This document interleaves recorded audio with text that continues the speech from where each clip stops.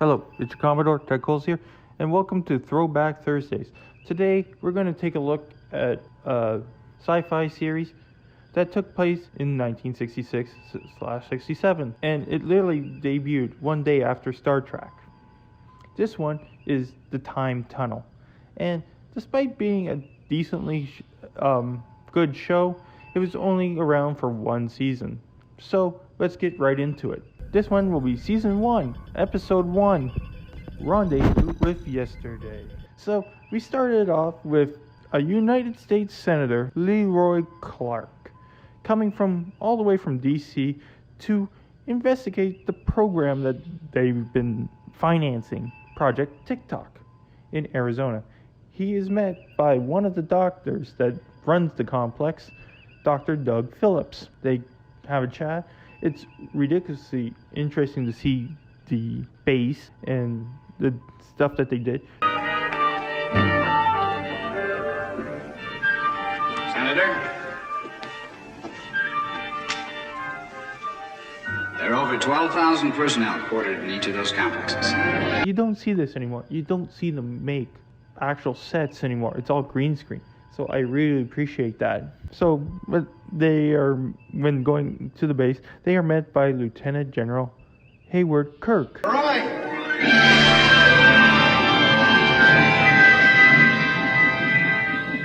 Hello, Leroy. Woody, It's been a long time.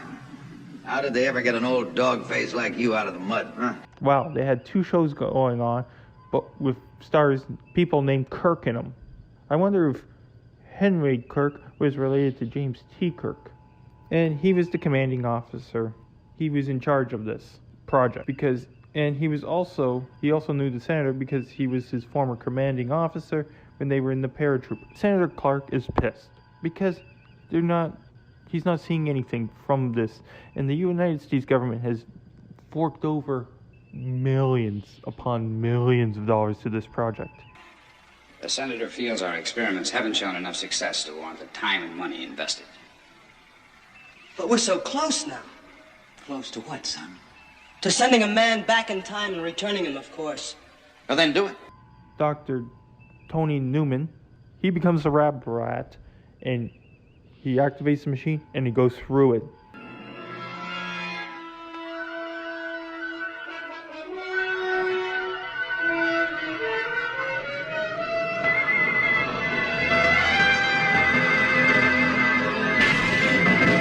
And he successfully travels back in time.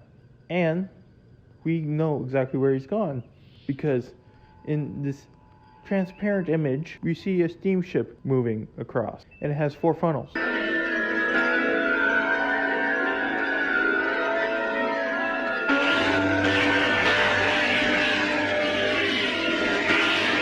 Right away, I don't know about people that might have watched it, but for me, right away, I knew it was one of two things: Titanic or Lusitania, because they both had very interesting stories that were attached to them. So Dr. Newman, he falls onto the deck of the ship. I love the way that they tried to hide this name of the ship, because he's there kind of in a daze, trying to figure out where the hell he is, and he realizes he's on the RMS Titanic.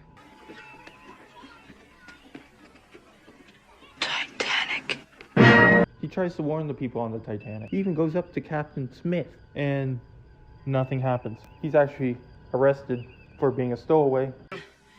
This ship is the Titanic. Is that what you had to tell me? What I mean, sir, is the Titanic sank. It struck an iceberg and was lost. Mr. Granger, this gentleman is a confessed stowaway. Please see that he's confined till we reach New York. Despite trying to make his pleas to save the ship. Back in the headquarters, they're trying to figure out where the hell he went. And you get some tech talk and science talk. Any luck? No, not yet. Doc, we've collated the automatic settings that Tony used. The energy he employed could not have sent him more than 100 years forward or back in time. Probably less. And reduce your limits. And they find out where he went. Dr. Phillips decides to go in after him. And this time, he brings evidence showing them that the Titanic sunk. At least my way, you'd have a chance. Now remember, I'll appear there dressed for the period. and prepared with the facts. That reminds me. Have research get me a copy of a New York paper dated April 15th, 1912. Doug, you and I worked together long. So he goes there and he tries to save his companion. So he breaks him out and they make their way to the Marconi room so they can get ships there before the tragedy happens, so they can probably save more people. The Dutch liners picked up our CQD.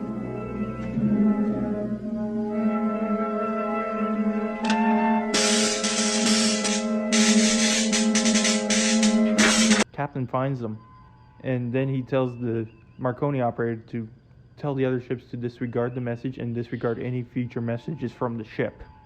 You've got to believe me! Captain, we're getting calls from many ships requesting our position and the nature of our distress.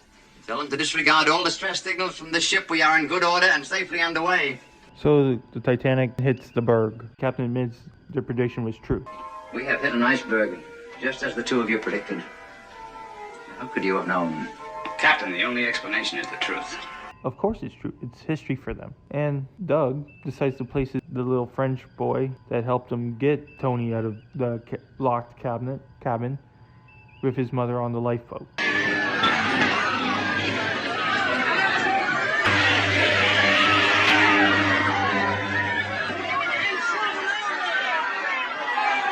Just as the ship's sinking, they are thrown off by an explosion, but they are successfully frozen in time by the time tunnel's control room and placed in time limbo. Treason!